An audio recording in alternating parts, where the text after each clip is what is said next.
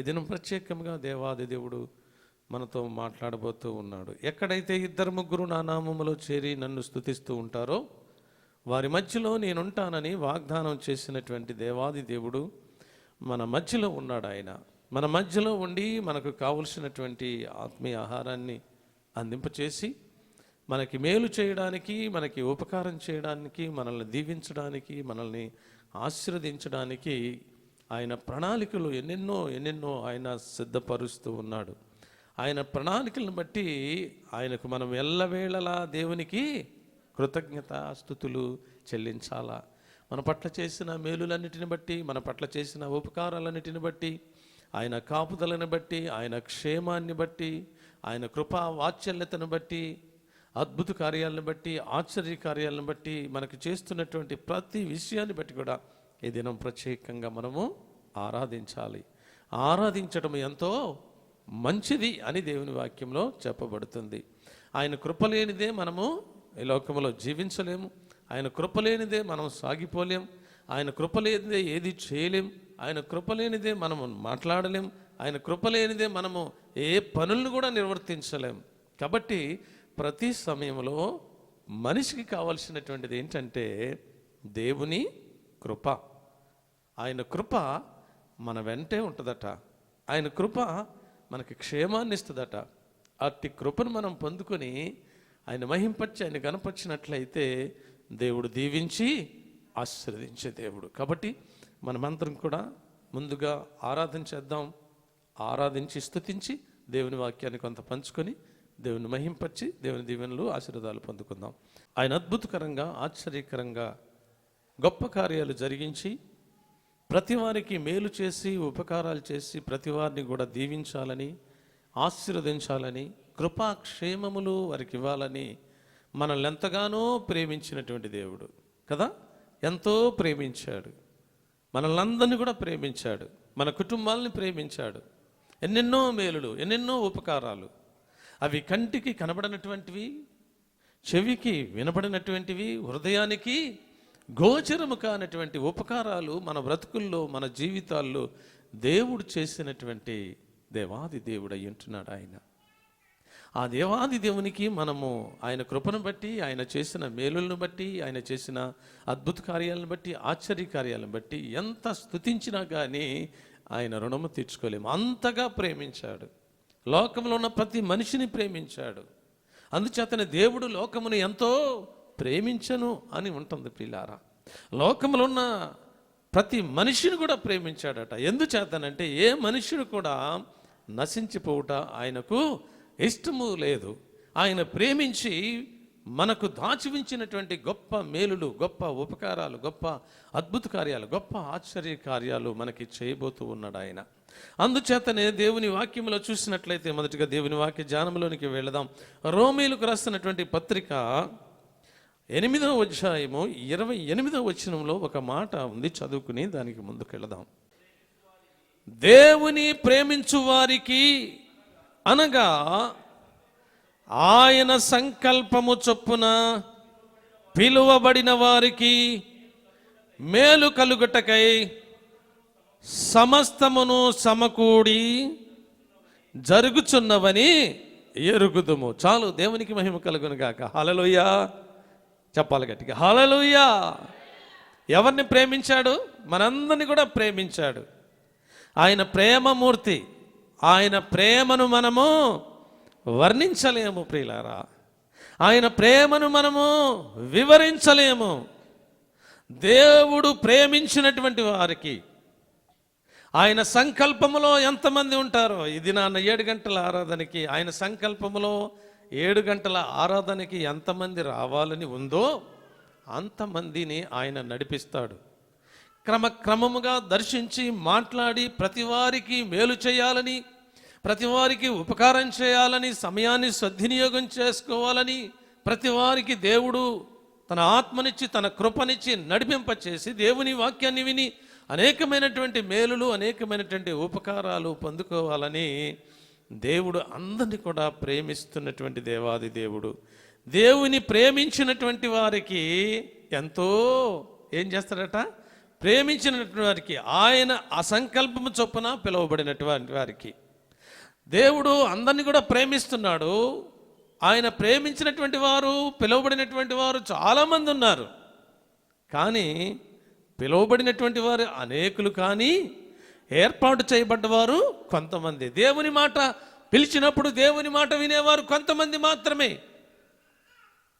దేవుని మాట విని వచ్చేవారు కొంతమంది మాత్రమే. ఆశీర్వాదాలు పొందుకునేవారు కొంతమంది మాత్రమే. ఆయన సంకల్పం చొప్పున పిలుస్తూ ఉన్నాడు. ప్రతి మనిషిని పిలుస్తున్నాడు, ప్రతి వారిని పిలుస్తూ ఉన్నాడు దేవుడు. ప్రయాసపడి భారము మోసుకున్న సమస్తమైన వారు నా యొద్దకు రండి, రండి, రండి, రండి, మీకు మేలు చేస్తాను, ఎన్నో ఉపకారాలు చేస్తాను. మీ పట్ల నాకున్నటువంటిది ప్రేమ ఎంతో గొప్పది. దానిని విని మీరు గ్రహించి నా యొద్దకు వచ్చినట్లయితే, పిలువబడినటువంటి మీరు సంకల్పం చొప్పున వచ్చి మీరు నా మాటలు విన్నట్లయితే మీకు మేలు జరుగుతుంది, మీకు ఉపకారాలు జరుగుతున్నాయి, మీ పట్ల నేను గొప్ప కార్యాలు జరుగుతున్నాయి, చేస్తానని చెప్తున్నటువంటి దేవుడు. నువ్వు శ్రమలో ఉన్నావా? నువ్వు కష్టాల్లో ఉన్నావా?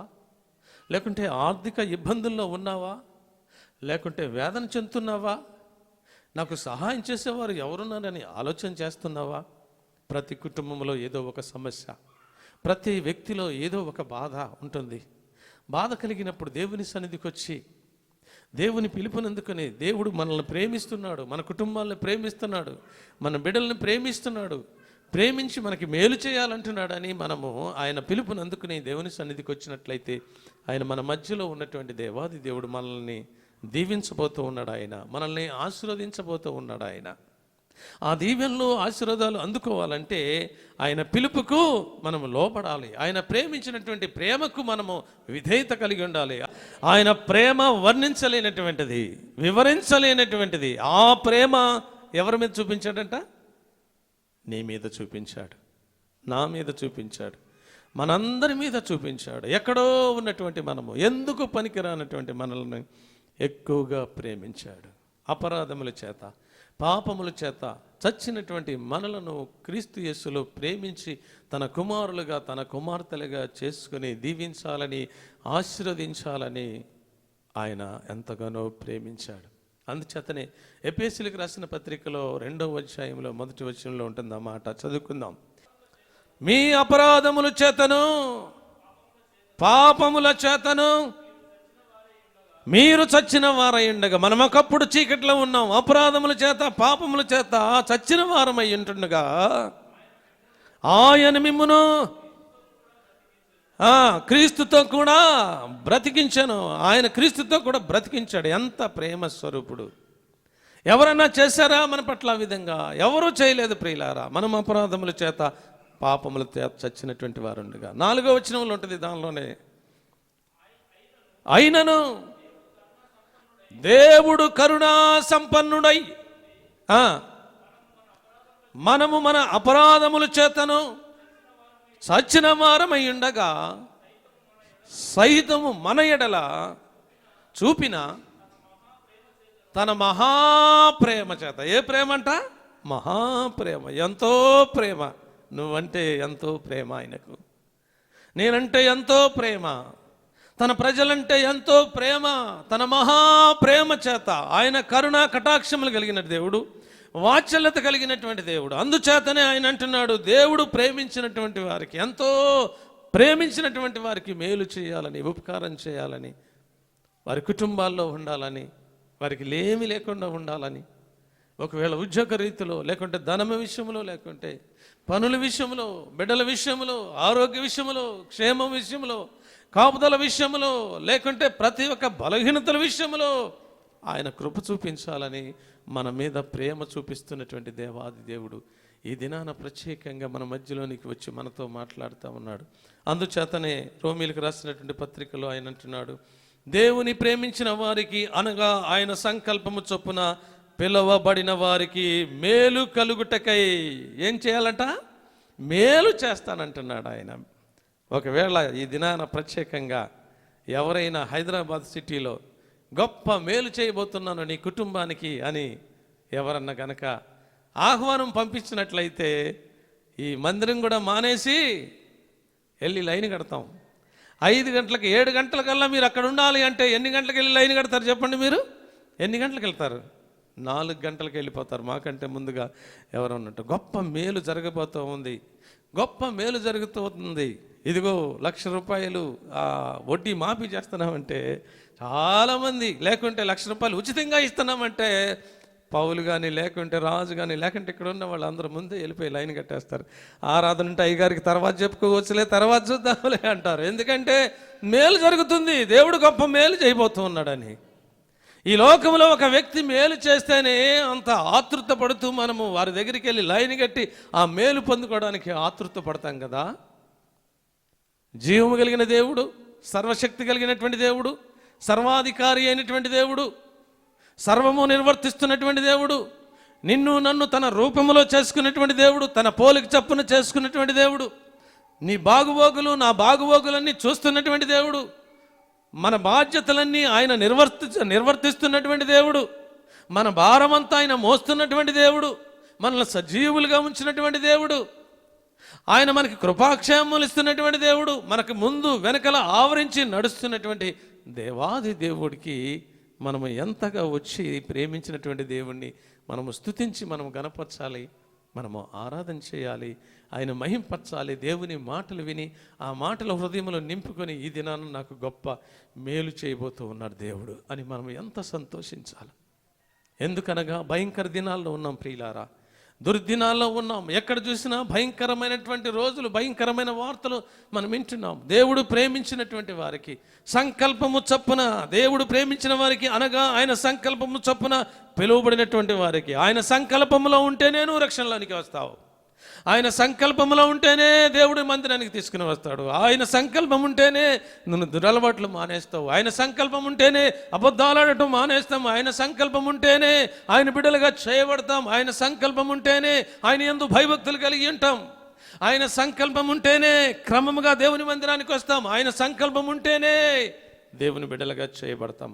ఆయన సంకల్పం లేకపోయినట్లయితే ఎక్కడో తాగి తడిసి రోడ్లంటా తిరిగి రోడ్ల మీద చనిపోయేటటువంటి వారు, భయంకరమైనటువంటి స్థితి కలిగినటువంటి వారు చాలామంది ఉన్నారు. ఈ దినాన తినడానికి కూడా తిండి లేకుండా కష్టాలు పడుతూ, బాధలు పడుతూ, వేదనలు పడుతూ, ఏదేదో చేస్తూ ఎక్కడెక్కడో బ్రతికి చివరాఖరికి మరణిస్తూ ఉన్నారు అనేక మంది. కానీ దేవుడైతే నీ మీద నా మీద గొప్ప కృప చూపించినటువంటి దేవాది దేవుడు, నిన్ను నన్ను ప్రేమించినటువంటి దేవుడు, ఆయన సంకల్పములో నీవు ఉన్నావు కనుక నిన్ను ప్రేమించినటువంటి దేవుడు, తల్లి గర్భములో రూపుదిద్దుగా ముందే ఆయన సంకల్పములో నిన్ను నియమించుకున్నాడు కనుక ఏ విధం చేతనైనా కానీ నిన్ను రక్షించుకొని తన కుమారుడిగా తన కుమార్తెగా చేసుకొని పిలువబడి ఆయన మేలు చేయాలని, ఆయన ఉపకారం చేయాలని ఆశపడుతున్నటువంటి దేవాది దేవుడు. ఆ దేవుని సన్నిధికి వచ్చాం మనం. నమ్ముతున్నారా? మేలు చేస్తారని నమ్ముతున్నారా? ఎవరైనా నమ్మితే మేలు చేయరా? అబ్రహాము దేవుణ్ణి నమ్మాడు. దేవుడు అబ్రహామును తన కుటుంబాన్ని ప్రేమించాడు. మేలు చేశాడా? మేలు చేయలేదా? చేశాడు. ఎన్నో మేలులు చేశాడు, ఎన్నో ఉపకారాలు చేశాడు, ఎన్నో అద్భుత కార్యాలు చేశాడు, ఎన్నో ఆశ్చర్య కార్యాలు చేశాడు, గొప్ప ధనవంతుని చేశాడు దేవుడు. ఈ ప్రపంచంలో ఉన్న ప్రతి మనిషికి కూడా ఆయన తండ్రిగా నియమించాడట. దేవునికి మహిమ కలుగునుగా. హల్లెలూయా. శారాని ఒక తల్లిగా నియమించాడట. ఎంత ప్రేమమయుడు ఆయన. ఆయన పిలిచినప్పుడు ఆయన సంకల్పంలో ఉన్నటువంటి ఆ వ్యక్తి దీవించబడ్డాడు, ఆశీర్వదించబడ్డాడు. నీవు కూడా సియోను ప్రార్థనా మందిరంలోనికి నువ్వు వచ్చావంటే దేవుని సంకల్పము నీ కుటుంబం మీద ఉంది, దేవుని ఉద్దేశములు నీ కుటుంబం మీద ఉంది, నీ మీద ఉంది. కాబట్టి దేవుడు బహుగా దీవించి ఆశీర్వదించబోతూ ఉన్నాడు. ఆయన అబ్రహామును ఆశీర్వదించినటువంటి దేవుడు, ఇస్సాకును ఆశీర్వదించిన దేవుడు, యాకోబును ఆశీర్వదించిన దేవుడు, దావీదును ఆశీర్వదించిన దేవుడు, మన పితరులందరినీ ఆశీర్వదించినటువంటి దేవుడు నిన్ను నన్ను మనందరినీ కూడా ఆశీర్వదించే దేవుడు అయి ఉంటున్నాడు. మనము ఆయన మాట వినాలి, ఆయన చిత్తానుసారంగా నడుచుకోవాలి, క్రమముగా మర్యాదగా నడుచుకోవాలా. ప్రతి ఆయన మాట ప్రకారంగా నువ్వు నడుచుకున్నట్లయితే గొప్ప ఆశీర్వాదం నీ ఇంట్లో ఉంటుంది, గొప్ప క్షేమం నీ ఇంట్లో ఉంటుంది. నువ్వు బయటికి వెళ్ళినప్పుడు దేవుడు నీకు తోడుగా ఉంటాడు. నువ్వు బైక్ మీద వెళ్ళినప్పుడు నీకు దేవుడు తోడుగా ఉంటాడు. నువ్వు వెలుపలికి వెళ్ళినప్పుడు దీవించబడతావు, నువ్వు లోపలికి వచ్చినప్పుడు దీవించబడతావు. ఆయన సంకల్పములో నువ్వు ఉన్నావు కనుక, కాబట్టి నీకు మేలు చేయాలని ఆయన ఎదురు చూస్తున్నాడు కనుక. చూడండి, దేవుని వాక్యంలో చూసినట్లయితే 1 కొరింథీయులకు రాసిన పత్రికలో 2వ అధ్యాయం 9వ వచనంలో ఒక మాట ఉంటుంది, చదువుకుందాం.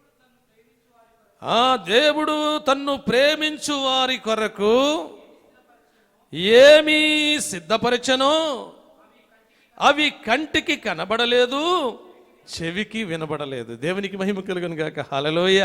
నీ అందున్న ప్రేమ అంతా ఇంత కాదు. ఆయనకి దేవుడు ప్రేమించినటువంటి వారి కొరకు, దేవుడు తన్ను ప్రేమించిన వారి కొరకు ఏవో సిద్ధపరిచాడట. ఏం సిద్ధపరిచాడంటారు మన కోసం? ఏమి సిద్ధపరిచాడంటారు?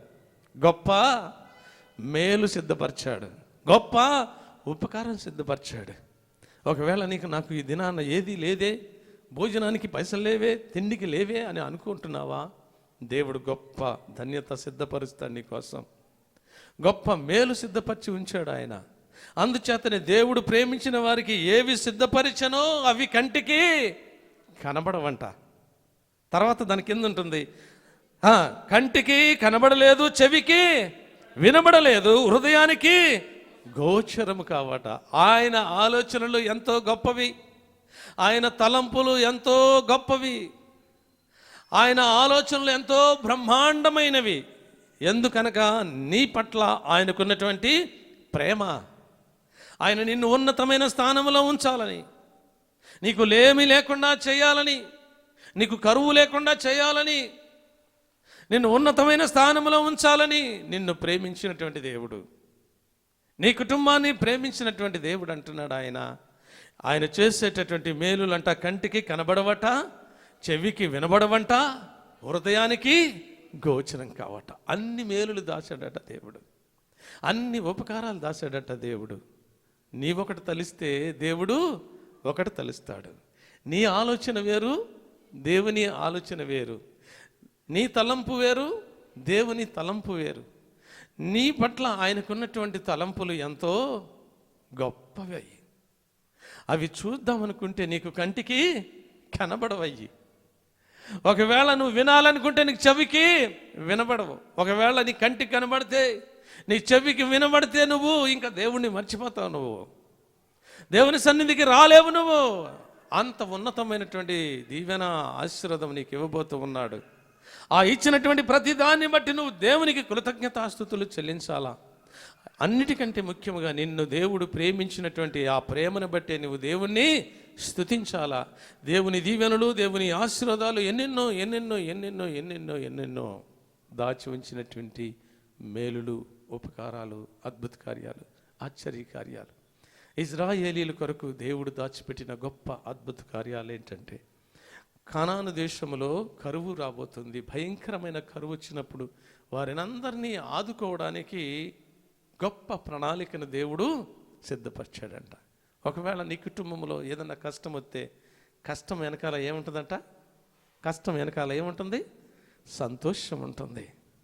అందుగురించి అంటాడు దేవుని వాక్యంలో, దుఃఖపడువారు ధన్యులు, వారు వాదార్చబడతారు. నీ కష్టం వచ్చిందనుకో, బాగా కష్టం అనుభవిస్తున్నావు అనుకో, నువ్వు ప్రార్థన చేస్తున్నావు అనుకో, దాని వెనకాలే నీకు, నువ్వు దుఃఖపడుతున్నావు అనుకో, దాని వెనకాల నీకు సంతోషం ఉంటుంది, దాని వెనకాల నీకు ఆనందం ఉంటుంది. ఒకవేళ చేతి పనులు చేసుకుంటున్నారు, అయ్యో 2-3 రోజులు బట్టి పనులు లేవు, నా పిల్లలు ఫీజులు కట్టాలి, లేకుంటే నేను భోజనానికి కూడా, నాకు బైక్ కూడా పెట్రోల్ పోసుకోవడానికి పైసలు లేవని నువ్వు బాధపడి నువ్వు వేదన చెందుతూ ఉంటే, దేవుడు నిన్ను ప్రేమించాడు కనుక ఆయన గొప్ప మేలు ఒకటి నీ వెనకాలే దాచిపెడతాడు.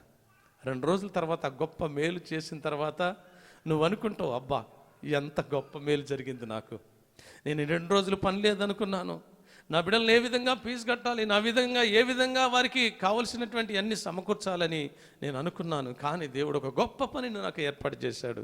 2 దినాల కంటే 10 దినాలు పని చేసే పని నాకు సిద్ధపరిచాడని నువ్వు సంతోషించి ఆనందిస్తావు. అది నీ కంటికి కనబడినటువంటిది ప్రియులారా, నీ చెవికి వినబడినటువంటిది, నీ హృదయానికి గోచరం కానటువంటిది. ఆయన తలంపులు వేరు, ఆయన ఆలోచనలు వేరు. ఆయన నీ పట్ల ఉన్నటువంటి ఆలోచనలు ఎంతో గొప్పవి, ఎంతో గొప్పవి. కాబట్టి ఇక్కడ చూసినట్లయితే దేవుడు తన్ను ప్రేమించిన వారి కొరకు ఏమి సిద్ధపరిచెనో అవి కంటికి కనబడవు, చెవికి వినబడవు, హృదయమునకు గోచరము కావు అని వ్రాయబడి ఉన్నది. మనమైతే దేవుడు వాటిని తన ఆత్మ వలన బలపరిచి ఉన్నాడు. ఆ ఆత్మ అన్నిటినీ దేవుని మర్మములను కూడా పరిశోధించుచున్నాము. ఒక మనుషుని సంగతి అతనిలోనున్న మనుషునికే గాని మనుషులలోని మరి ఎవనికిని తెలియదు. అలాగే దేవుని సంగతులు దేవుని ఆత్మకే గాని మరి ఎవరికిని తెలియదు. నువ్వు అనుకుంటావు నీ తలంపులు వేరు, నేను అనుకుంటాను నా తలంపులు వేరు, మనం అనుకుంటాం మన తలంపులు వేరు, కానీ దేవుని తలంపులు వేరు, దేవుని ఆలోచనలు వేరు. అందుచేతనే అలనాడు కానాను దేశములో కరువు రాబోతుందనగా ఇజ్రాయేలీలందరూ తన ప్రజలను కాపాడటానికి దేవుడు ఏం చేశాడంటే గొప్ప ప్రణాళికను సిద్ధపరిచాడు. యాకోబుకు 12 మంది అన్నదమ్ములుంటే ఆ 12 మందిలో ఒకరి మీద ద్వేషం పుట్టించాడు దేవుడు. అన్నదమ్ములకి ద్వేషం పుట్టించాడు. ఎవరి మీద? యేసేపు మీద ద్వేషం కలగజేశాడు.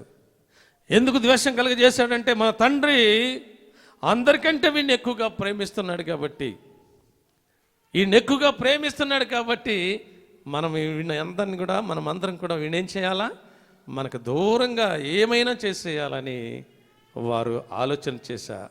ఆ ఆలోచన ఎవరు పుట్టించారంటే దేవుడే పుట్టించాడు. కారణం ఏంటంటే ఆ విధంగా ద్వేషం పుట్టియకపోయినట్లయితే ఆ తమ్ముడిని ద్వేషించరు, ఆ తమ్ముడిని కొట్టరు, ఆ తమ్ముడిని అమ్మివేయరు. ప్రియులారా, ద్వేషం పుట్టించి చివరకు తన అమ్మివేయటం జరిగింది.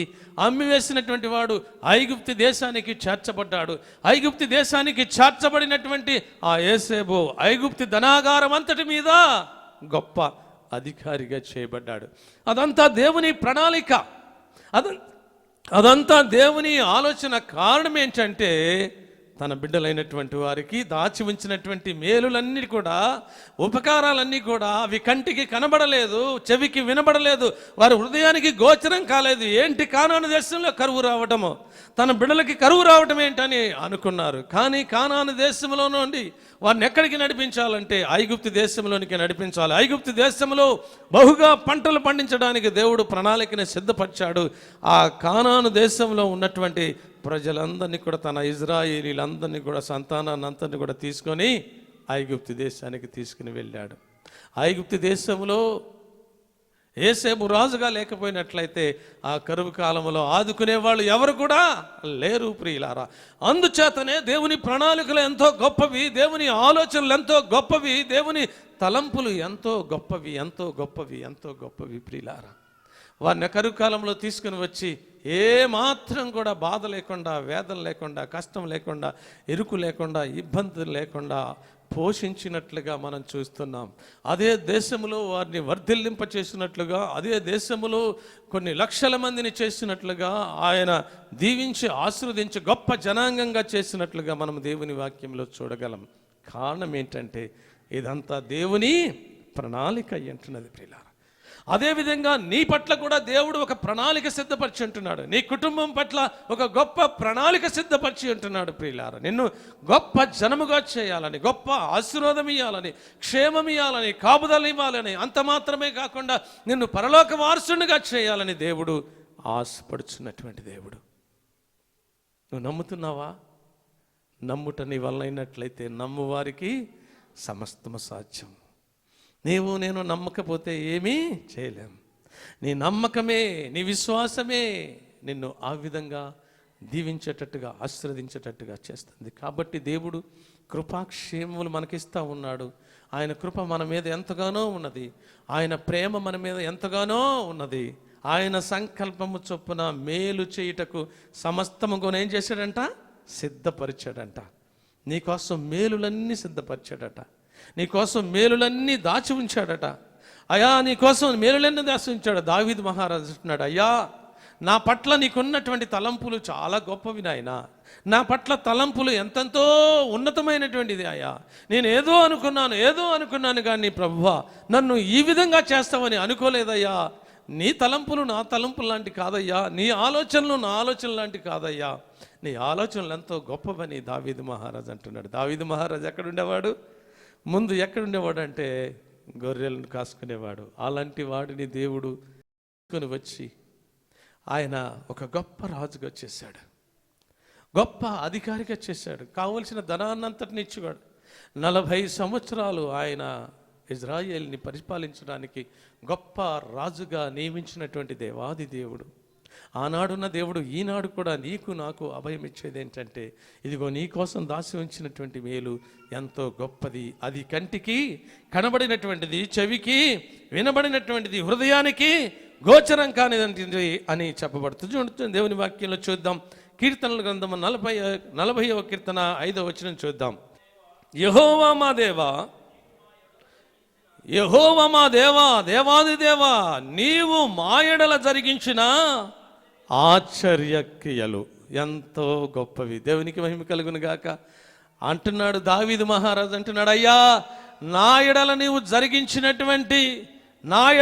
జరిగించినటువంటి నీవు మా ఎడల జరిగించిన ఆశ్చర్యక్రియలు, నీ పట్ల నీ కుటుంబంలో ఆశ్చర్యక్రియలు ఎన్ని చేశాడో, నా పట్ల ఎన్నో ఆశ్చర్యక్రియలు, అద్భుత క్రియలు, గొప్ప కార్యములు చేసి అంటున్నాడు. నీ పట్ల కూడా చేయబోతూ ఉన్నాడు ఆయన. ఏం చేయబోతున్నాడు? ఆశ్చర్య కార్యములు. అవి ఏం కనబడవనట? అవి కంటికి కనబడవు, చెవికి వినబడవు, హృదయానికి గోచరం. ఏంటి కనబడినటువంటివి? ఆశ్చర్య కార్యాలు, ఎన్నెన్నో ఆశ్చర్య కార్యాలు. ఎందుకనగా తను ప్రేమించినటువంటి వారికి దాచినటువంటిది. చూసారా? తల్లిదండ్రుల ప్రేమ, బిడ్డల మీద ప్రేమ, భర్త మీద ప్రేమ, భార్య మీద ప్రేమ.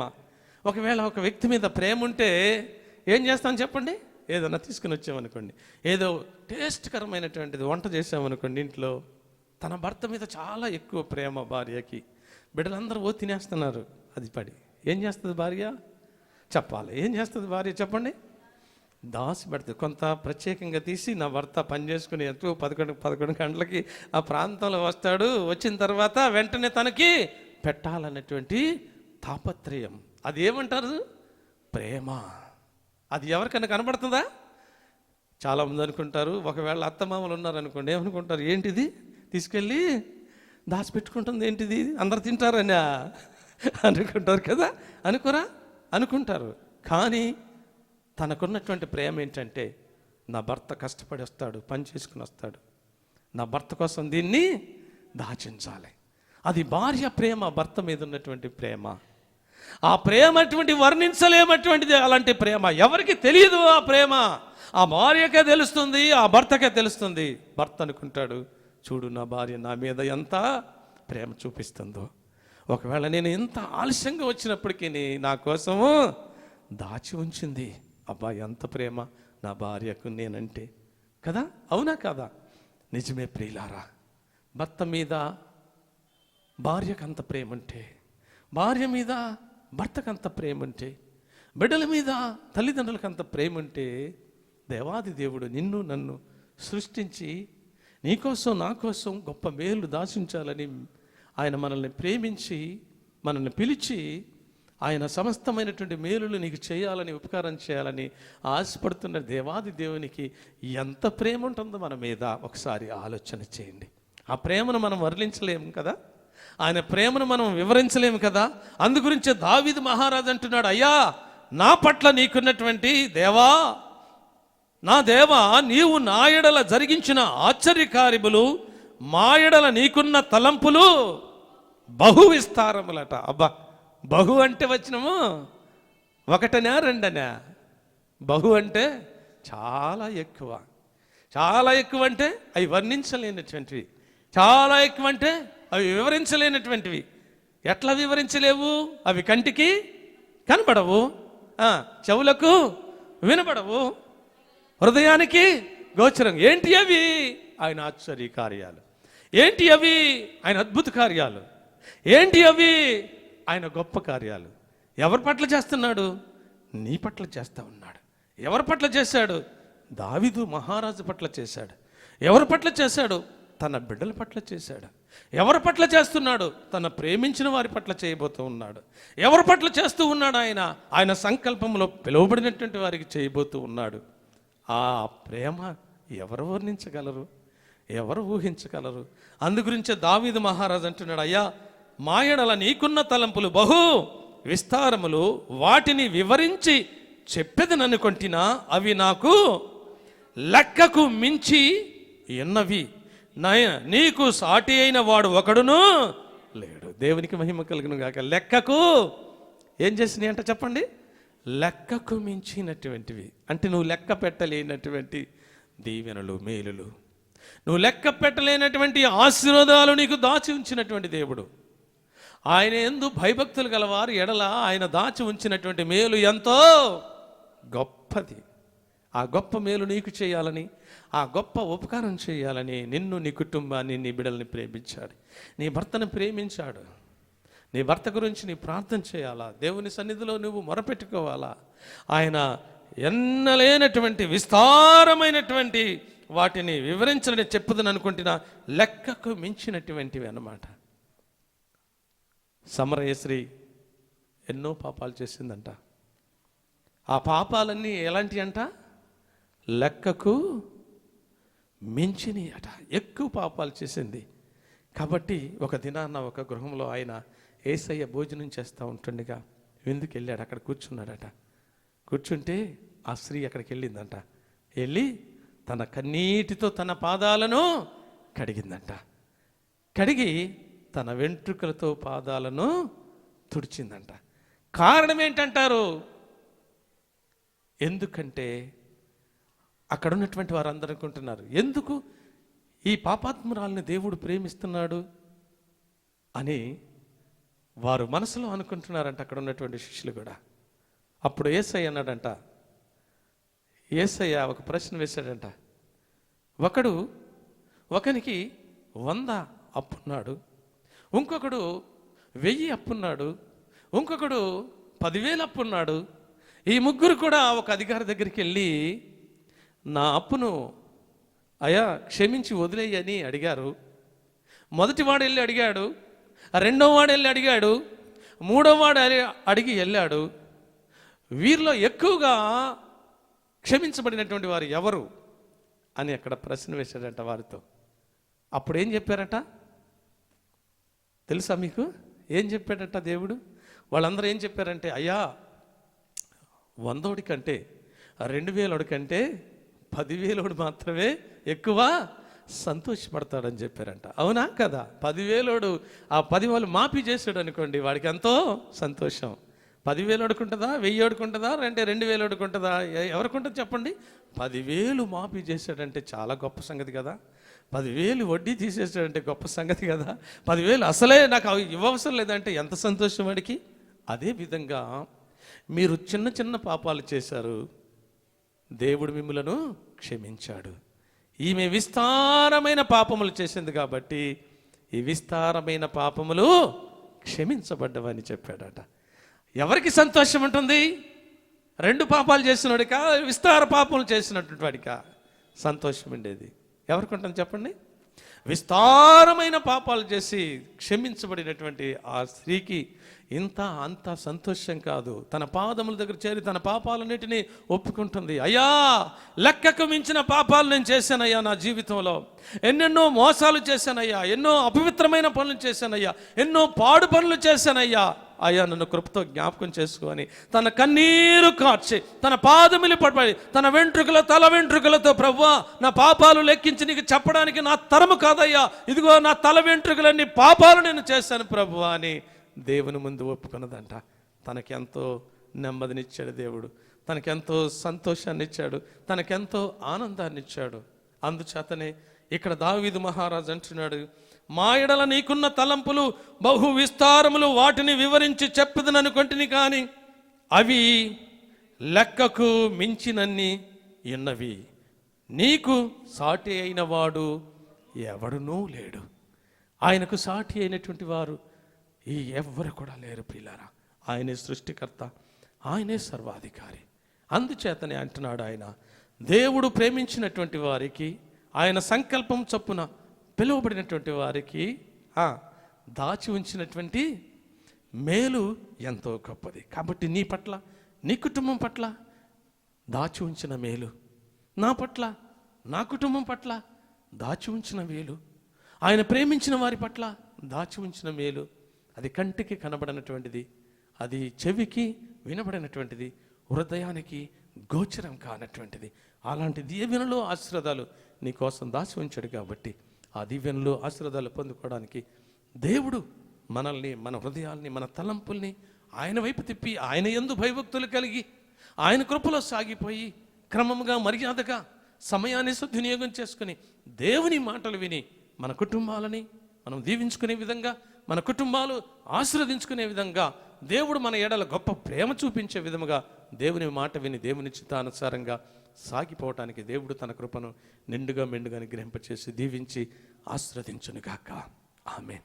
ప్రార్థన చేసుకుందాం. మోకరించి తలలు ఉంచి. పరిశుద్ధుడైన తండ్రి, జీవము కలిగిన మా యేసయ్య, నీ ఘనపాదములకు వందనాలు, స్తుతులు, స్తోత్రాలు చెల్లించుకుంటున్నాం. ఈ పరిశుద్ధ దినములో మొదటి ఆరాధనలో ప్రభువా, మీరు మా మధ్యలోనికి వచ్చి మీరు మాతో మాట్లాడినందుకు వందనాలయ్యా. అవును ప్రభువా, మమ్మల్ని ఎంతగానో మీరు ప్రేమించారయ్యా. మీ ప్రేమ వర్ణించలేనటువంటిది, మీ ప్రేమ వివరించలేనటువంటిది. ఆ ప్రేమతో మమ్మల్ని ప్రేమించి నీ బిడ్డలుగా చేసుకొని, నీ సొత్తుగా, మీ జనాంగంగా చేసుకొని, మా పట్ల దాచి ఉంచినటువంటి మేలులు, ఉపకారాలు, దీవెనలు, ఆశీర్వాదాలు ఎన్నెన్నో ఉంటాయి ప్రభువా. నీకు వందనాలు. వాటన్నిటిని బట్టి నీకు స్తోత్రాలు చెల్లిస్తుంటున్నాం ప్రభువా. అయా, నీకు వందనాలు, స్తోత్రములు. అవి, ఆ మేలులు, ఆ ఉపకారాలు మా కంటికి కనబడినటువంటివి, చెవికి వినబడినటువంటివి, హృదయానికి గోచరము కానటువంటివి ఆశ్చర్య కార్యాలు, అద్భుత కార్యాలు నీ బిడ్డల పట్ల దాచి ఉంచినందుకు వందనాలు. మా పట్ల దాచి ఉంచినందుకు వందనాలు. ఆ మేలులు, ఆ ఉపకారాలు, ఆ దీవెనలు ఇక్కడ చేరినటువంటి ప్రతి వారికి అనుగ్రహింపచేసి పేరు పేరున ప్రతి కుటుంబాన్ని దీవించి ఆశీర్వదించిన ఆయన మహిమ, ఘనత, ప్రభావములు మీరే పొందుకోమని ప్రభువా, మీరే ఆది నుండి అంతం వరకు ఆధిపక్షం వహించినందుకు వందనాలు చెల్లిస్తూ, సమస్త ఘనత మహిమలు మీకే ఆరోపిస్తూ ప్రభువా, ఇదిగో ప్రభు ప్రతి కుమార్తెను, ప్రతి కుమారుణ్ణి పేరు పేరున ప్రతి అవసరతను, ప్రతి అక్రతను మీరే తీర్చి సంతోషింపచేసి, ఆనందింపచేసి, దీవించి, ఆయా మేలు చేసి, ఉపకారాలు చేసి మీరే పంపించమని నీ బిడ్డలందరినీ మీ చేతులకు అప్పగించుకుంటూ యేసయ్య పరిశుద్ధ నామములో స్తుతించి ప్రార్థించి వేడుతున్నాను పరమ తండ్రి. ఆమేన్. యేసు రక్తమే జయం. ప్రభు యేసు రక్తమే జయం. ప్రభు యేసు రక్తం సంపూర్ణ విజయం. అపవాది క్రియలకు అనంత నాశనం కలుగును గాక. ఆమేన్. తండ్రి యొక్క దేవుని దీవెన, కుమారుని యొక్క యేసు క్రీస్తు కృప, పరిశుద్ధాత్మ అన్యోన్య సహవాసము ఇప్పుడును ఎల్లప్పుడును సదాకాలము మనందరికీ తోడయ్యండి. తన కృపలో భద్రపరిచి కాచి కాపాడి దీవించి ఆశీర్వదించునుగాక. ఆమేన్. ఆమేన్. హల్లెలూయా. స్తుతి మహిమా ఎల్లప్పుడు దేవునికి ఇచ్చెదము. హల్లెలూయా. స్తుతి మహిమా ఎల్లప్పుడు దేవునికి ఇచ్చెదము. హల్లెలూయా, హల్లెలూయా, హల్లెలూయా, హల్లెలూయా, హల్లెలూయా, హల్లెలూయా, హల్లెలూయా. స్తుతి మహిమా ఎల్లప్పుడు దేవునికి ఇచ్చెదము. హల్లెలూయా. స్తుతి మహిమా ఎల్లప్పుడు దేవునికి ఇచ్చెదము. దేవుని కృప సదాకాలం మనకు తోడయ్యండి. తన కృపలో భద్రపరిచి కాచి కాపాడి దీవించి ఆశీర్వదించునుగాక. Amen. Amen. Amen. Praise Lord. అందరికీ కూడా ప్రైజ్ లార్డ్.